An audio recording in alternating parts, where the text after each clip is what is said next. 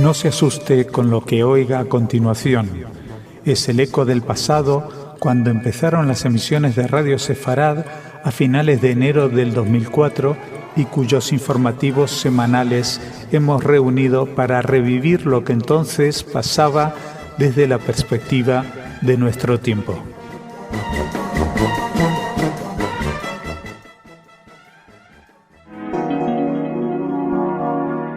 En Radio Sefarad, noticias. Bienvenidos a nuestro espacio informativo. Empezamos en Israel. Según fuentes militares, la Fuerza Aérea Israelí bombardeó ayer martes un túnel entre Gaza y territorio israelí que era utilizado para el contrabando de armas. Según un portavoz militar, el ataque, que tuvo lugar en el norte de la Franja de Gaza, cerca del cruce fronterizo de Karni, iba destinado a evitar la incursión de terroristas palestinos en Israel para cometer un atentado inminente. El diario Haaretz, citando fuentes del primer ministro Ehud Olmert, informó de que ese ataque aéreo nocturno no causó heridos, no supone una ruptura del alto el fuego vigente desde el 26 de noviembre pasado entre Israel y las autoridades palestinas. El gobierno israelí pretende, además, explicaron las mismas fuentes, mantener el alto el fuego y no va a responder, al parecer, con una ofensiva militar al atentado suicida cometido por el terrorista palestino que hizo estallar una carga explosiva en la panadería y que causó 3 muertos. Por su parte, el presidente palestino, Mahmoud Abbas, condenó el ataque y dijo que, en sus propias palabras, mi posición con respecto a esa operación es que no la acepto y la rechazo y la condeno. No había necesidad para nada, no nos beneficia para nada. No creo que esta operación en particular vaya a impactar la calma entre nosotros y los israelíes en la Franja de Gaza, dijo el presidente palestino.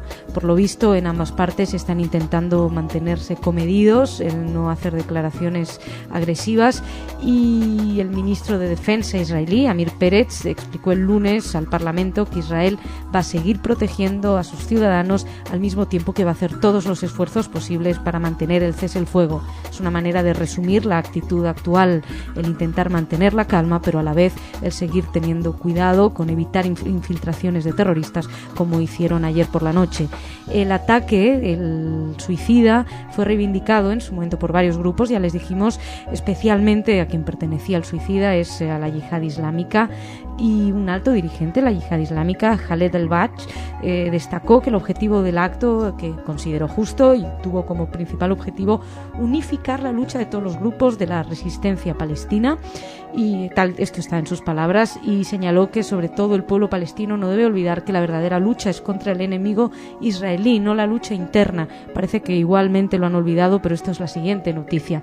También destacó que con el acto suicida en Eilat, la atención mundial volvería a centrarse en la cuestión palestina, como si hasta este momento la atención mundial se hubiera olvidado ligeramente de esa zona del planeta. En fin, atentos, otra cosa, ya otro argumento más rocambolesco si cabe, es el que dieron los mártires de Al-Aqsa. Según ellos, en un comunicado, dijeron que la operación fue una respuesta a los intentos de Israel de profanar una mezquita Al-Aqsa en Jerusalén, y hacían referencia a recientes excavaciones arqueológicas.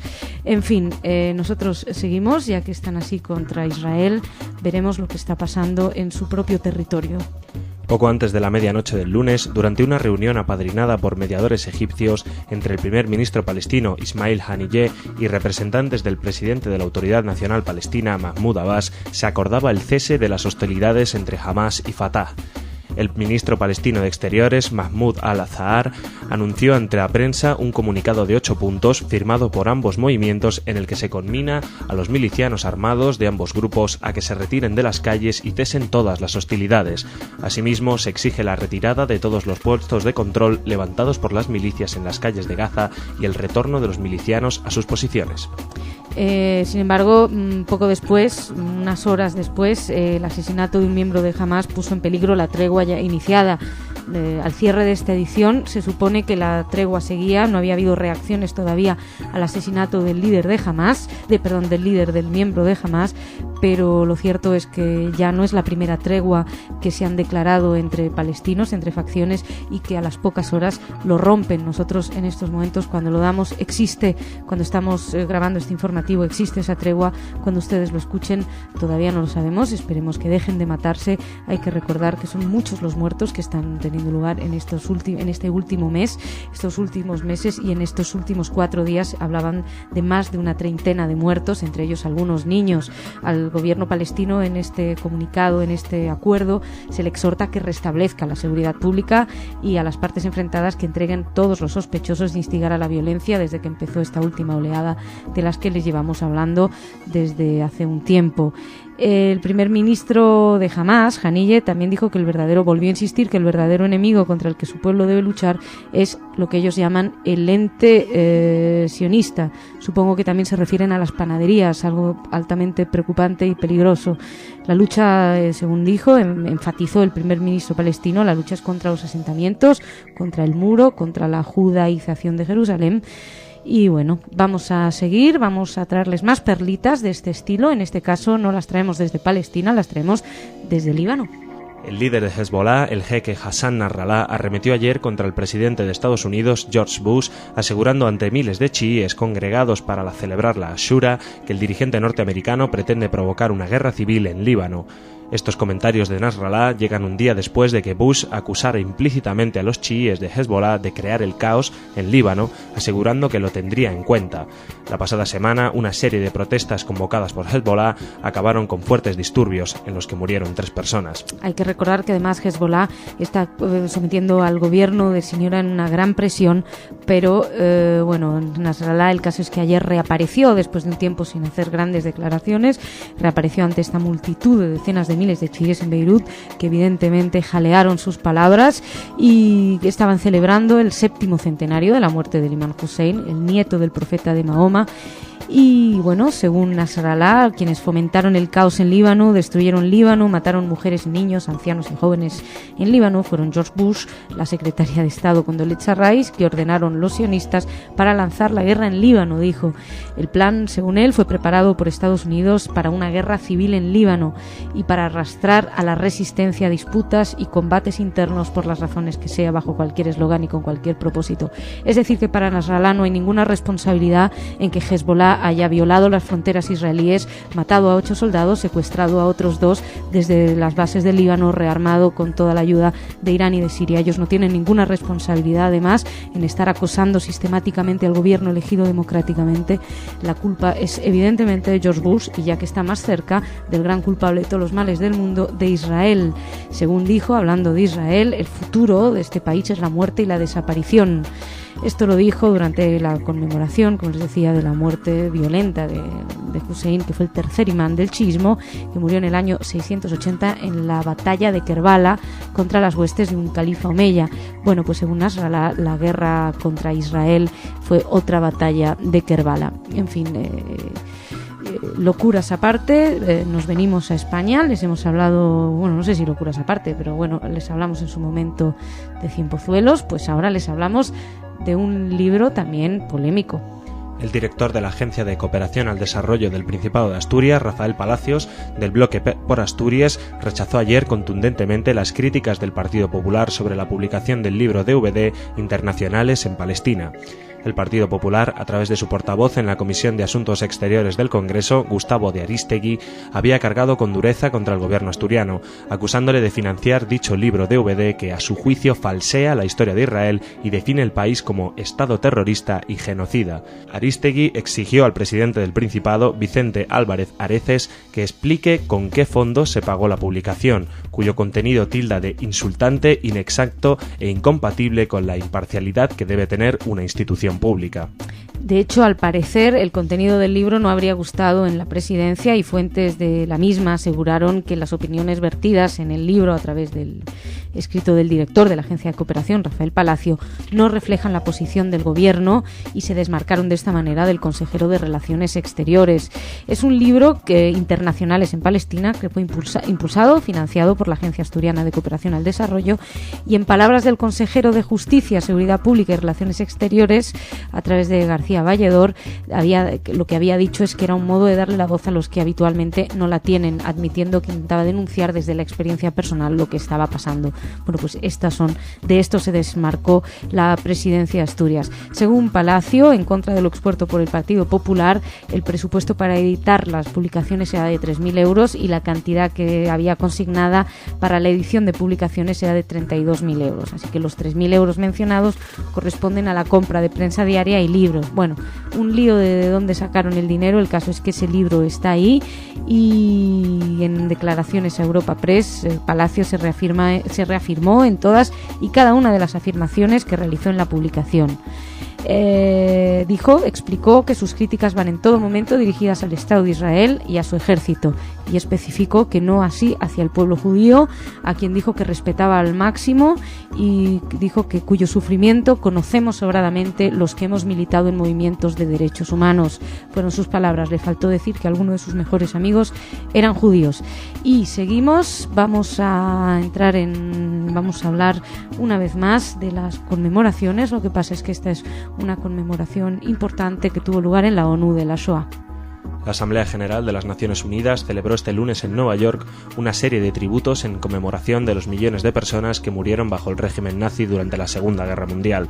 Las actividades organizadas por la ONU incluyeron la inauguración de una exhibición fotográfica y el lanzamiento de una página en Internet sobre el Holocausto. Asimismo, el coro de la Escuela Internacional Judía HaSamir de Nueva York realizó un concierto en la sala de la Asamblea General. Esto bajo la presidencia de la Asamblea de Sheikh Yahya al-Khalifa. Se respetó un minuto de silencio y posteriormente los miembros de la Asamblea realizaron sus discursos bajo el lema Conmemoración y más. Hay que recordar que debido a la presión ejercida por algunos estados árabes, países los opuestos a Israel, la Asamblea pudo por primera vez el año pasado incluir en su agenda una fecha para recordar a las víctimas de la Shoah. El viernes pasado ya la Asamblea General adoptó por consenso una resolución que condena cualquier intento de negar el Holocausto. Fue un documento copatrocinado por 103 países y que también reafirma su repudio a este hecho histórico como un crimen contra la humanidad. Ha habido que esperar unos cuantos años para que lo hicieran, pero lo han hecho por fin. Adivinen cuál es el único país que no se ha sumado a la condena a la negación del Holocausto. Efectivamente han acertado. Irán ha sido el único y protestó contra el documento y se negó a participar en la aprobación. Por su parte, el secretario general de la ONU, Ban Ki-moon, encomió la aprobación de la resolución. Afirmó además que el texto refleja la opinión dominante de la comunidad internacional y en un comunicado reiteró que es inaceptable negar hechos históricos de la magnitud del Holocausto y confió en que la resolución se respete tanto en la retórica como en la práctica. Y la verdad es que da gusto que haya hecho esta especificación, porque muchas veces nos quedamos en el orden de las palabras, pero luego a la hora de hacer que se apliquen las leyes no somos tan escrupulosos. Por otro lado, Alemania, les hemos contado que está llevando ahora que está en la presidencia en la Unión Europea, quería conseguir, aparte de que la negación del Holocausto fuera delito, quería también que la esvástica fuera considerada como llevar la esvástica o mostrar la esvástica estuviera prohibido. Y esto generó bastante indignación en grupos hindúes que han afirmado que la esvástica forma parte de su simbología religiosa desde hace unos 5.000 años, antes de que los nazis se la apropiaran, y repudiaron lo que hicieron los nazis con ella, pero claro, explicaban que era un símbolo religioso que utilizan en todas las ceremonias. Bueno, pues ayer, el 29, Alemania dijo que no buscará prohibir en toda la Unión Europea la exhibición de las insignias nazis como la esvástica. Y vamos a seguir avanzando, vamos a entrar ahora en nuestra sección cultural. Hola, Esther. Hola, Masha. ¿Qué tal? Aunque creo que seguimos hablando un poco de lo mismo. Seguimos hablando de lo mismo y seguimos en el mismo país. Estamos en Alemania porque ayer, es normal, siguen los actos un poco con motivo de la conmemoración del Holocausto y, siguen los actos. Ayer fue el aniversario de la liberación de Auschwitz en el Parlamento alemán, en el Bundestag, y acudió como invitado el Premio Nobel de Literatura 2002, Imre Kertész, quien recurrió precisamente a los párrafos de una de sus novelas, Kadish para un hijo no nacido, para recordar que su misión es narrar el Holocausto hasta el fin de sus días, dijo así. Aunque la fecha oficial de la liberación de Auschwitz es el 27 de enero del 45, como coincidió este año en fin de semana, pues precisamente fue ayer 29 cuando el Bundestag celebró este solemne acto anual. Uno de los protagonistas, además de Imre Kertész, fue el presidente de esta Cámara, Norbert Lammert, con un discurso bastante aplaudido. Dijo, entre otras cosas, que es un milagro que un hombre con la biografía de Imre Kertész viva y trabaje hoy en Berlín. En presencia de la canciller Angela Merkel y ante el Pleno del Parlamento, Lammert también recordó que el Holocausto es, dijo así, quizás la mayor de las catástrofes de la humanidad que ha tenido lugar en Europa y que fue ocasionada por los alemanes. Rememoró también palabras del escritor italiano Primo Levi, superviviente como Kertész de la barbarie nazi. Dijo estas palabras: ha ocurrido y por tanto puede volver a ocurrir. Lammert cosechó, como dijimos, muchos aplausos, sobre todo cuando aludió a la responsabilidad alemana hacia el Estado de Israel e instó a la comunidad internacional a que no permitan la amenaza de un Estado vecino con armamento atómico que dirige un régimen antisemita declarado en clara alusión a Irán. Por último, decir que Lammert tendió un puente entre la presencia de Kertész en el Bundestag y la historia de Europa. Dijo estas palabras: como prueba de generosidad y esperanza de que Europa tiene alma, que no se ha perdido. Bueno, qué bonitas palabras dijo y qué emocionante, ¿no? Ese acto conmemorativo. La verdad es que sí. Que lleno de simbolismo y de fuerza, la verdad. Sí, creo que, bueno, es tal vez uno de los más importantes en todas estas conmemoraciones que se hacen en el mundo entero de la Shoah.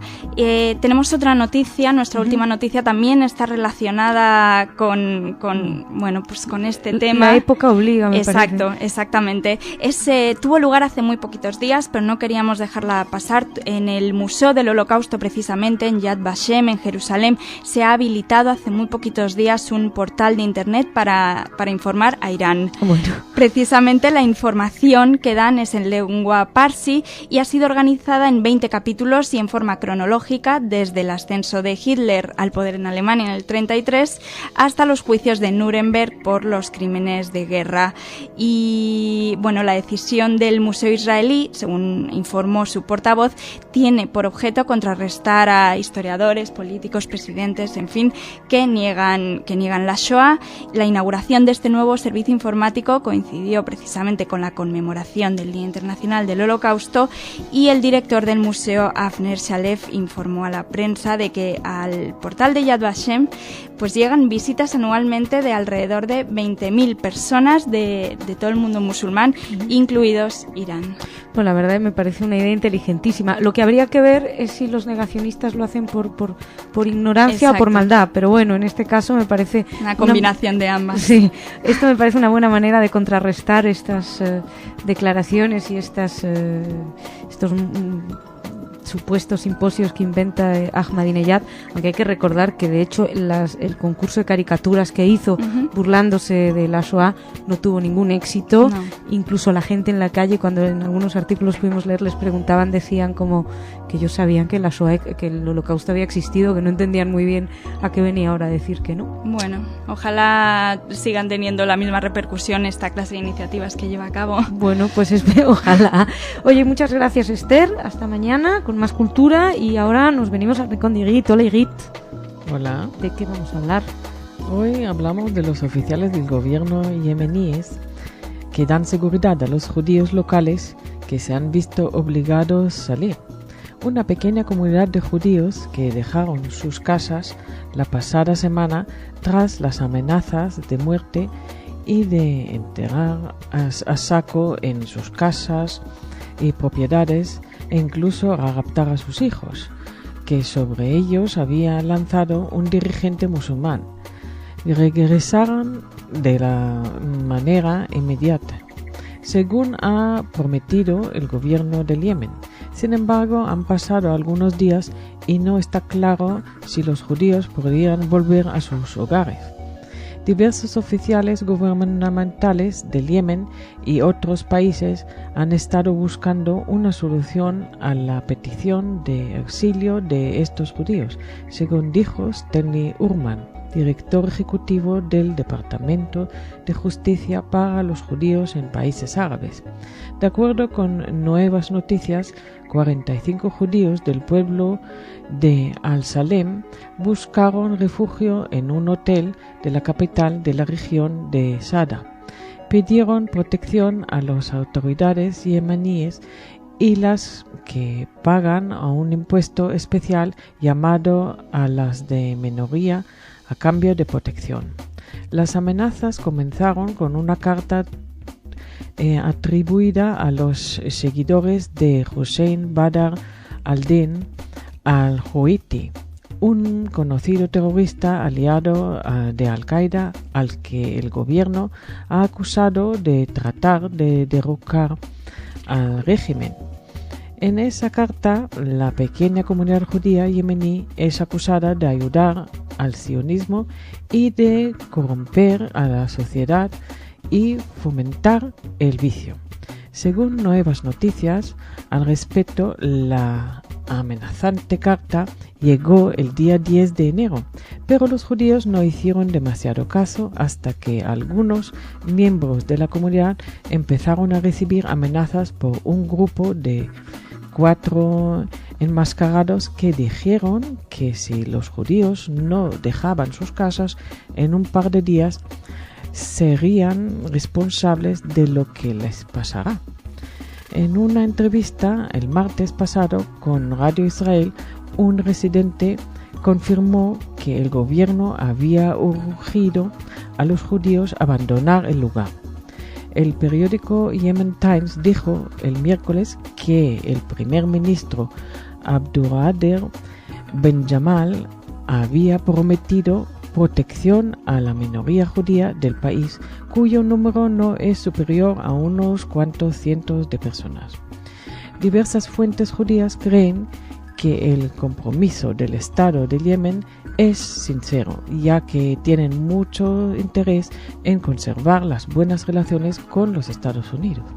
El primer ministro Ben Jamal dijo el miércoles que no permitiría que ninguno de los judíos del país sufriera daño alguno y rechazó públicamente lo sucedido a la minoría judía en Sada.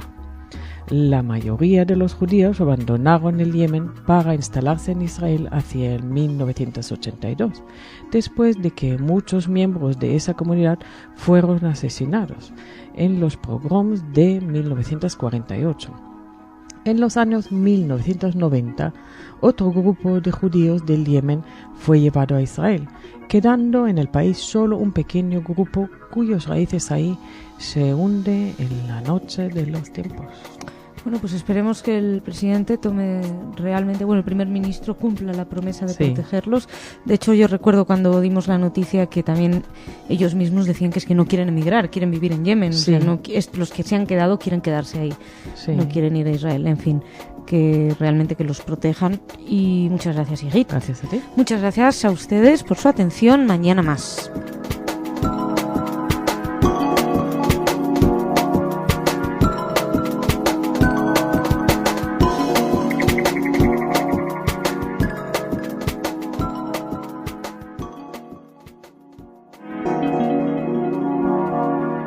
En Radio Sefarad, noticias.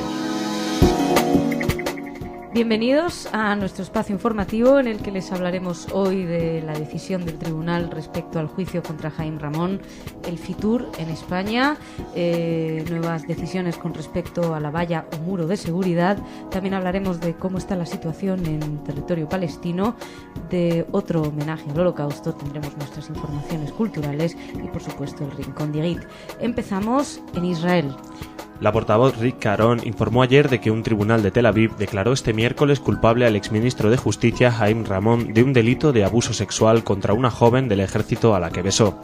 La víctima, según el juzgado, lo denunció por haberla besado a la fuerza, mientras que el ministro, de 57 años y suspendido del cargo por este proceso judicial, alegó que la soldado lo incitó a abrazarla porque se sentía atraída por él y que incluso le invitó a marcharse con ella de vacaciones a Costa Rica. El tribunal, integrado por 3 jueces, puede condenarlo ahora a un máximo de 3 años de prisión por este delito. La verdad es que el panorama es desolador en esta zona. El caso es que la investigación policial de los hechos llegó incluso hasta Costa Rica para interrogar a la soldado mientras ésta disfrutaba de unas vacaciones, pudimos saber, y el incidente se produjo el 12 de julio durante una fiesta en el ministerio cuando Jaime Ramón siguió a la víctima, identificada como H, hasta una habitación del edificio ministerial, y esto ocurría el primer día de la guerra de Israel contra Hezbollah, como si no tuvieran otros problemas en los que pensar. Según alegó la agredida, que cuenta con 18 años, el ministro la besó en la boca, y mientras él, por su parte, aseguraba que el beso duró solo 2 o 3 segundos. El juzgado que dio a conocer el fallo estuvo formado, como les decíamos, por 3 jueces, pero adoptaron el fallo por unanimidad. La cartera ahora mismo la está desempeñando la ministra de Asuntos Exteriores, Tzipi Livni, quien por cierto vendrá a España, pero esto ya es otra noticia. Y el veredicto contra Ramón es un nuevo golpe al gabinete de Olmert en un momento en el que gran parte de sus integrantes, incluido el mismo Olmert, se encuentran implicados en acusaciones de acciones inadecuadas en diferentes áreas.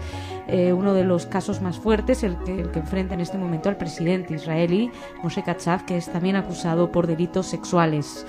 La canciller israelí Tzipi Livni manifestó su pesar por el veredicto, cosa que también hizo Olmert, que emitió un comunicado en el que señaló un profundo pesar por la decisión contra Ramón, quien era uno de sus principales colaboradores y aliados en la formación del partido Kadima. Y seguimos, también traemos noticias desde Israel, pero en este caso desde España.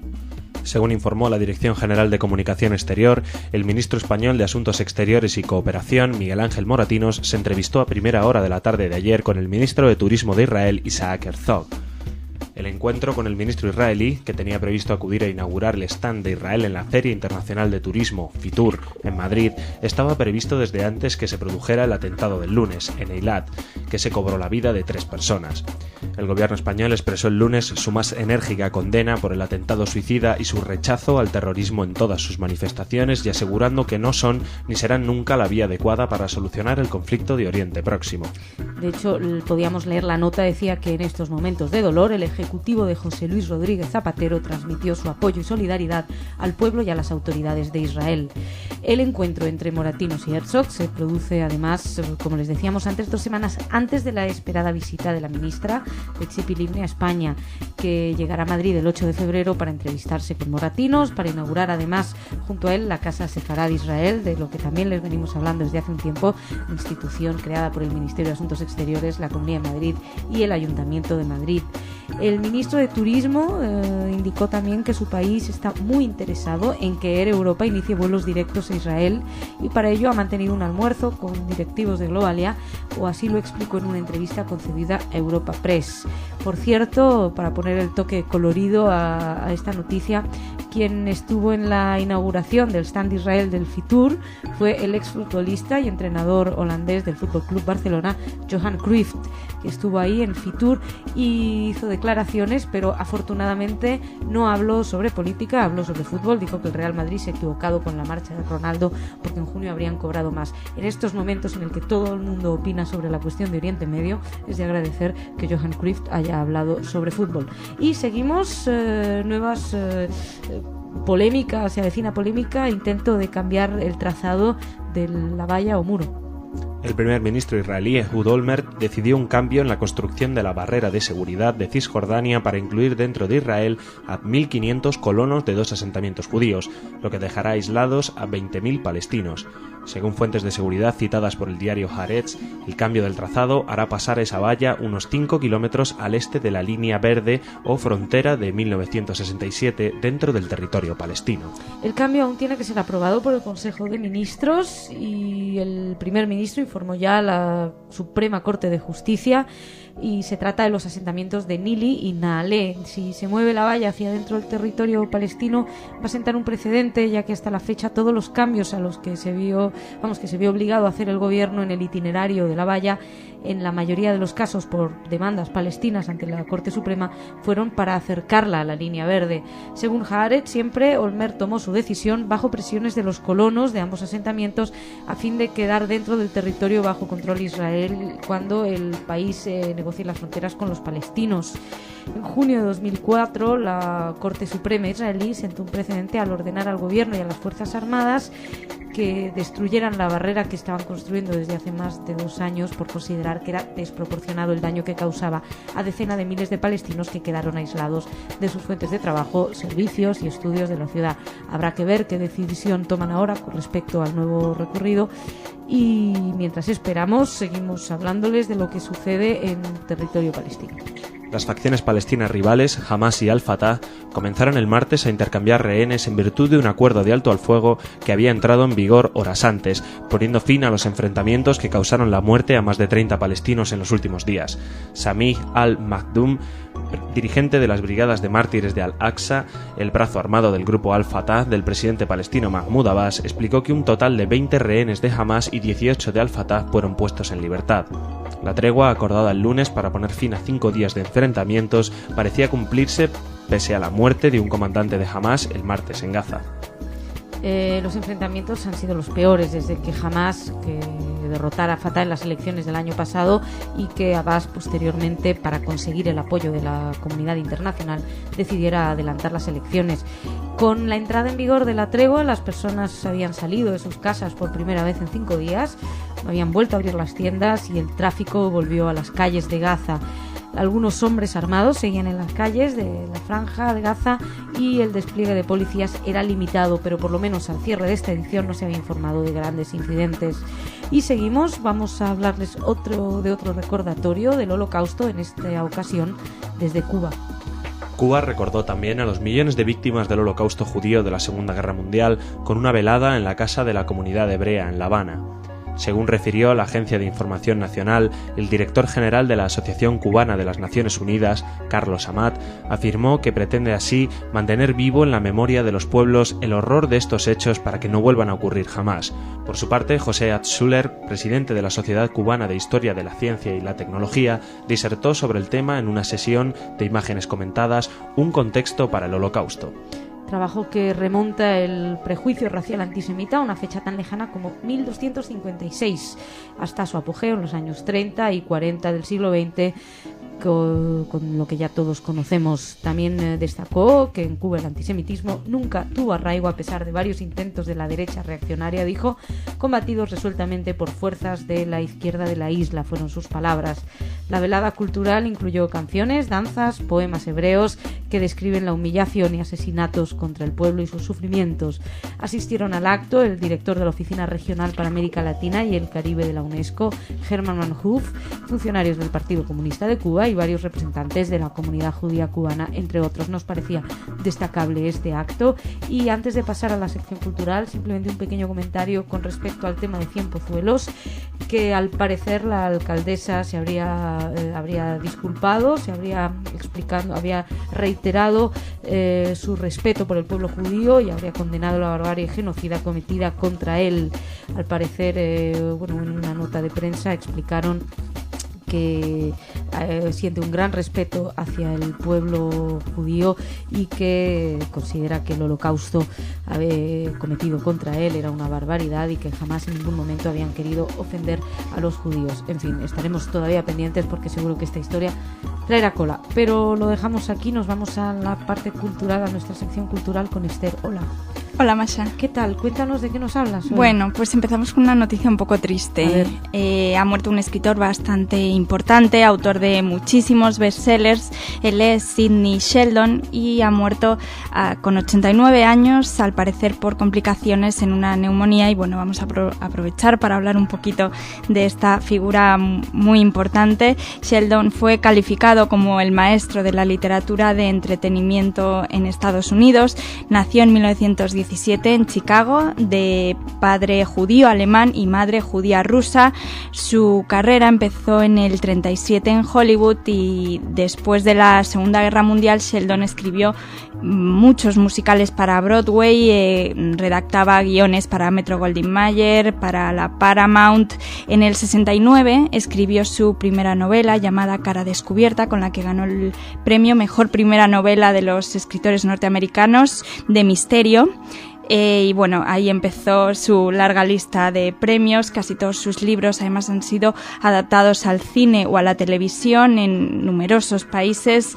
Llevaba vendidos más de 300 millones de ejemplares de sus 22 libros y figura en los récords Guinness como el autor más traducido de todo el mundo, además de ser un escritor que llegó a ganar un Oscar y un Tony. Y bueno, terminar diciendo que en su prolífica carrera, como estamos viendo, escribió 28 guiones de cine, 8 piezas de teatro para Broadway y 250 guiones de televisión, además de los libros de los que hablábamos antes. Madre mía, y el récord de los más traducidos. Sí, una figura realmente importante. Sí, y bueno, ahora vamos a pasar a hablar de otro escritor, en este caso un escritor que recibe un premio en España. Nos visita el escritor israelí Abraham B. Yehoshua para recibir un premio en Santiago de Compostela. Hoy, 1 de febrero, se va a recibir el 12º premio Arzobispo Juan de San Clemente y será por su novela La novia liberada. Para darles datos, va a ser hoy a las 7 de la tarde en el Salón de Actos del Instituto Rosalía de Castro, en un acto en el que van a participar, además del escritor premiado israelí, la consellera de Educación de Santiago, el alcalde, el rector de la Universidad de Santiago, el consejero de Cultura, también el portavoz de la Embajada de Israel en España, Edwin Yabo, y bueno, otras figuras como los editores Jorge Herralde y Olegario Sotelo Blanco, entre otras personalidades. También, ya que estamos, decir que al día siguiente, mañana 2 de febrero, también en Santiago de Compostela, habrá una charla coloquio con el escritor, con Avi Yehoshua, presentado por Pedro Gómez Baladés, y también con la participación del portavoz de la Embajada de Israel en España, Edwin Yabo, en el Club Internacional de Prensa en A Coruña a las 8, y es un acto organizado por la Asociación Galega de Amizade con Israel. Una asociación, sí, de la que ya les hemos hablado hace muy poquito. Pues muchas gracias, Esther. A ti. Te dejo y me voy con Igrit. Te dejo por Igrit. Así que nos venimos al rincón de Igrit. Hola, Igrit, ¿cómo estás? Hola. ¿De qué hablamos hoy? Hablamos de un texto en lengua semítica primitiva relacionado con fórmulas mágicas y hechizos. De 5.000 años de antigüedad, acaba de ser descifrado. Se encontraba en una inscripción de una pirámide, según anunció un profesor de la Hebrew University de Jerusalén. Los textos, inicialmente descubiertos hace un siglo en una pirámide del siglo XXIV antes de la era cristiana, son la muestra más antigua de escritura semítica continua hasta ahora descubiertos, según el experto en lenguas semíticas, el profesor Richard Steiner de la Universidad Yeshiva de Nueva York. Los pasajes de los hechizos en forma de serpiente, escritos en caracteres jeroglíficos, se estima que datan de entre los siglos 25 al 30, antes de la era cristiana. Steiner, antiguo miembro del Instituto de Estudios Avanzados de la Hebrew University y miembro de la Academia de la Lengua Hebrea, ha descifrado numerosos textos semíticos procedentes de documentos egipcios a lo largo de los últimos 25 años. Los pasajes inscritos en los muros subterráneos de la pirámide del rey Unas de Saqqara habían integrado a los sabios eruditos que hasta ahora trataron de leerlos como si se trata de textos egipcios corrientes. Hace 4 años Steiner recibió un correo electrónico del profesor de egiptología Robert Reitner de la Universidad de Chicago, preguntando si acaso algún pasaje del texto en cuestión podría tratarse de lengua semítica. Steiner dice: enseguida reconocí las palabras semíticas para la madre serpiente, y después me quedó claro los hechizos que rodeaban a la serpiente estaban compuestos en egipcio, también se referían a la madre serpiente. Aunque escritos en caracteres egipcios, se demostró a los textos habían siendo escritos en lengua semítica hablada por los cananeos en el tercer milenio antes de la era cristiana. forma muy arcaica de lengua que más tarde sería conocida por fenicio y hebreo. Los sacerdotes cananeos en la antigua ciudad de Babelos, en el Líbano actual, enviaron los textos a Faraón. La ciudad portuaria a Babelos fue de vital importancia para los antiguos egipcios, que importaban de esa zona la madera para construcción y las resinas para los procesos de momificación. Este descubrimiento muestra que los egipcios también importaban de esta zona sortilegios, hechizos destinados a proteger las momias reales contra las serpientes venenosas que supuestamente entendían la lengua cananea. Aunque los egipcios consideraban su propia cultura como muy superior a las de sus vecinos, su enfermizo miedo a las serpientes les llevó a dar importancia a la magia semítica.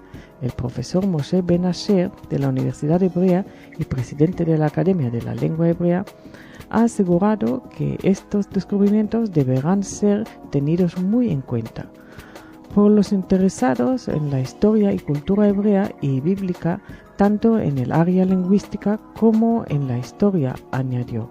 Es un hallazgo increíble, un descubrimiento sensacional, porque se trata del testimonio más antiguo de una lengua semítica en general y del proto-canaaneo en particular. El profesor Steiner, por su parte, afirma que estos documentos también ayudan a entender mejor algunas palabras del difícil entendimiento en la Biblia. Pues muy interesante, muchas gracias, Edith. Gracias a ti. Muchas gracias a ustedes por su atención. Nos reencontramos mañana con más información.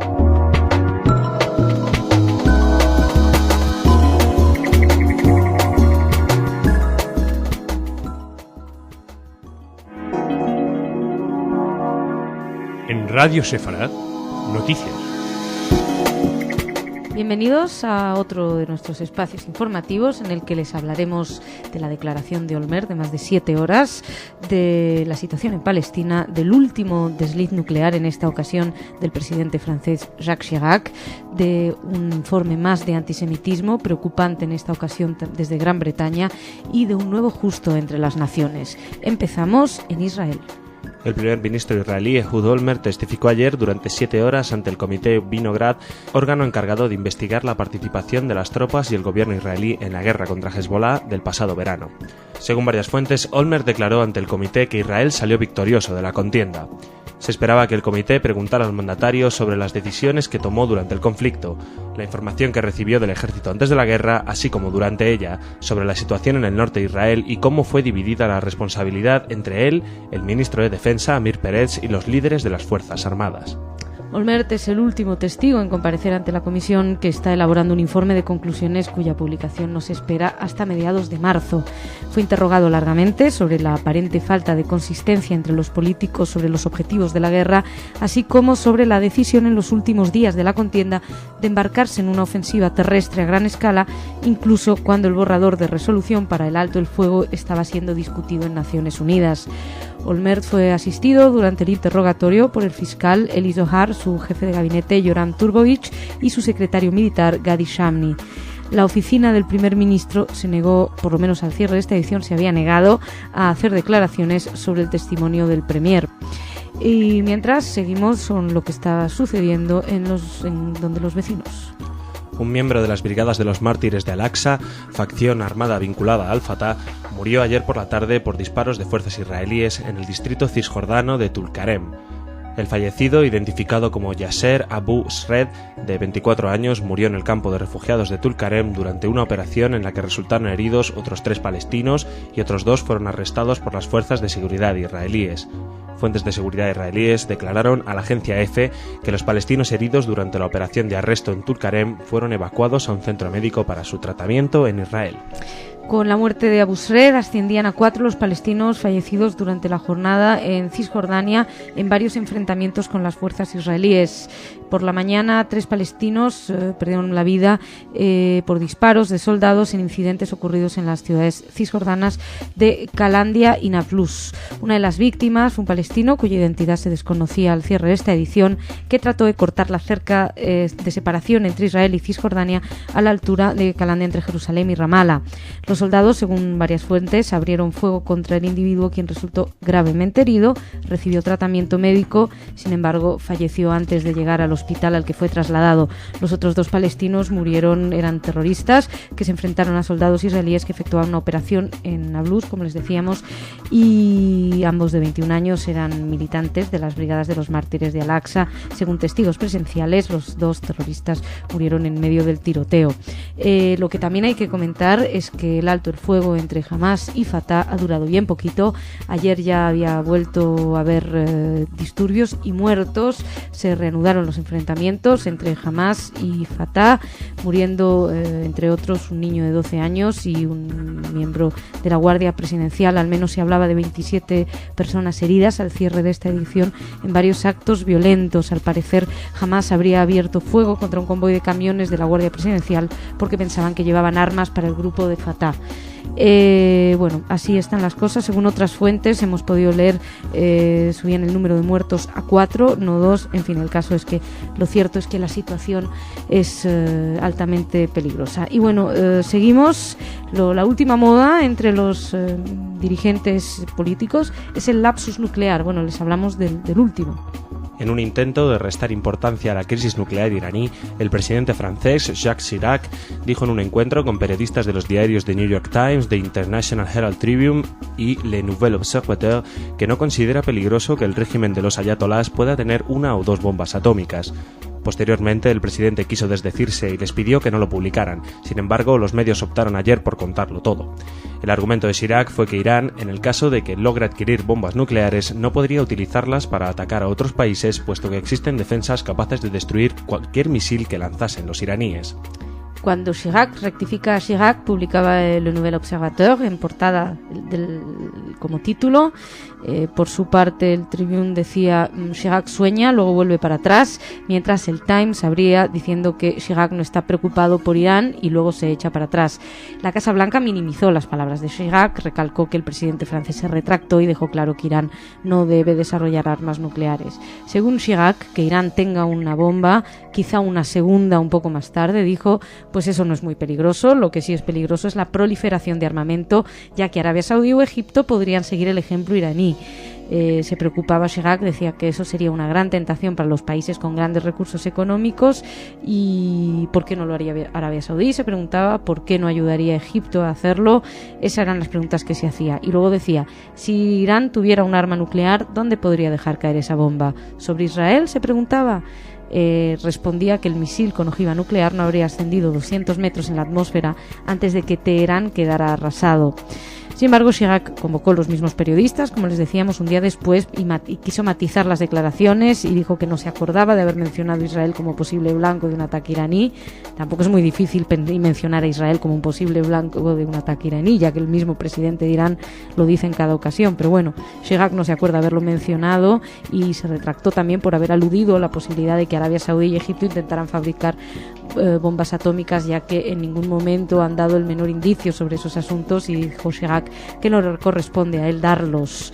Sin embargo, insistió en que el proceso conduce a una carrera armamentística, que no se quiere nombrar a países algunos, pero que, aunque lo había hecho, le parecía mal, pero que desde luego reiteraba que su comentario sobre Irán debería quedar, que eso de que Teherán quedaría arrasado, pues no era lo que quería decir, pero sí reafirmó que, dados los medios de protección que existen en el mundo, especialmente los estadounidenses, pero también los europeos, no se imaginaba que que un misil con una ojiva nuclear se pudiera lanzar desde Irán sin que ésta fuera detectada.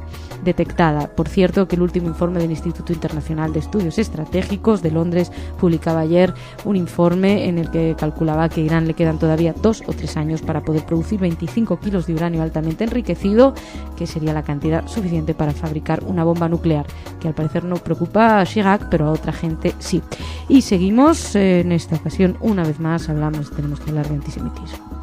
La Fundación de Seguridad Comunitaria aseguró ayer que en el año 2006 se registró un importante incremento del número de incidentes antisemitas en el Reino Unido. Según la organización judía, el pasado año hubo un total de 594 incidentes en el país, lo que supone un aumento del 30% respecto al 2005. La Fundación precisó que más de una quinta parte de los incidentes, definidos como actos maliciosos contra la comunidad judía, tuvieron lugar durante la guerra de 34 días entre Israel y Hezbollah. Esto ya lo hemos visto en varias noticias sobre el antisemitismo, como en todas partes del mundo aumentaron los actos justamente durante esa guerra. Estos datos, en cuanto a Gran Bretaña, suponen el mayor número de incidentes desde que comenzaron a registrarse en 1984.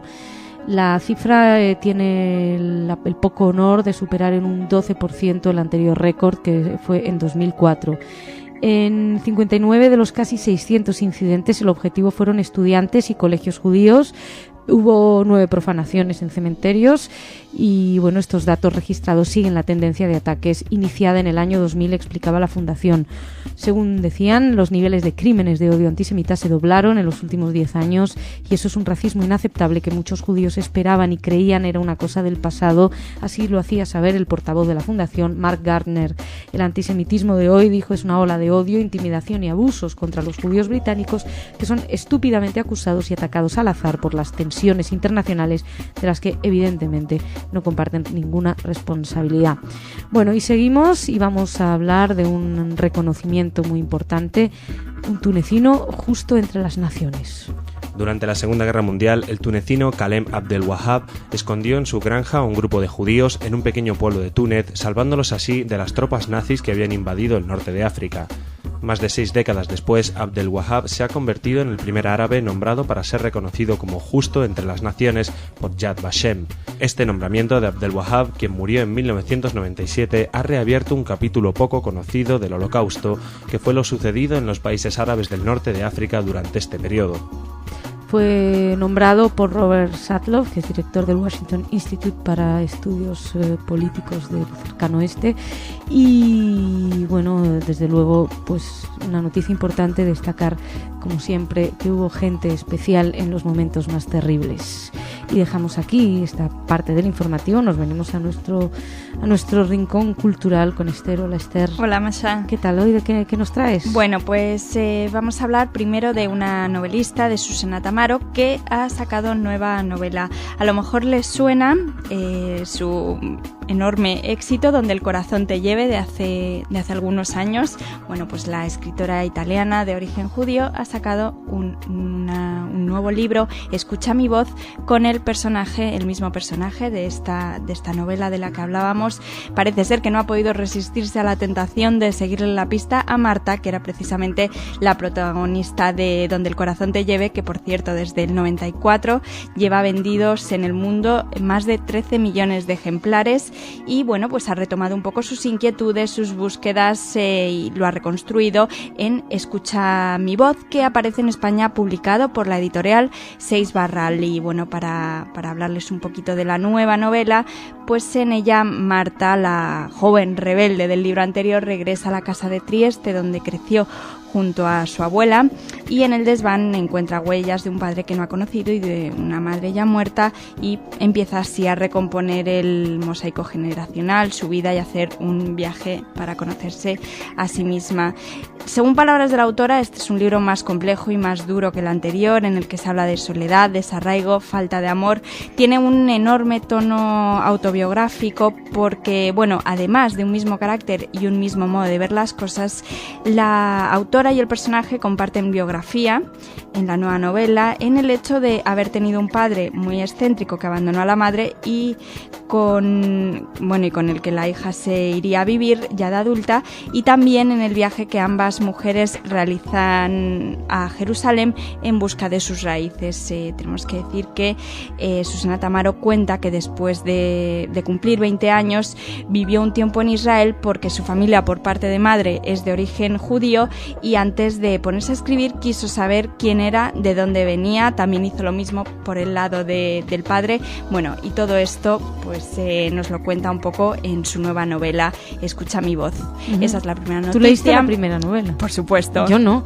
¿Y qué tal? Pues a mí me gustó muchísimo. ¿Te vas a balanzar sobre las bibliotecas? A mí me gustó muchísimo, me lo recomendaron ya hace bastantes años, creo que sí, es que hemos dicho en el 94, es que ya hace 13 años, yo era casi pequeña, podemos decir, pero me impactó bastante, así que sí que espero esta nueva novela, la verdad, con ¿Nos lo contarás? Lo contaré. Perdona la otra que te interrumpí. Sí, no te preocupes. La otra noticia, bueno, ya sabemos que hace muy poquito tiempo falleció el conocidísimo productor mexicano Alfredo Ripstein. Bueno, pues debido a esto, la Cineteca Nacional Mexicana, que dirige desde hace poco el crítico Leonardo García Chao, pues ha preparado un ciclo que se está llevando a cabo estos días con 4 de sus películas más destacadas, y además dedicará toda una ceremonia en su honor.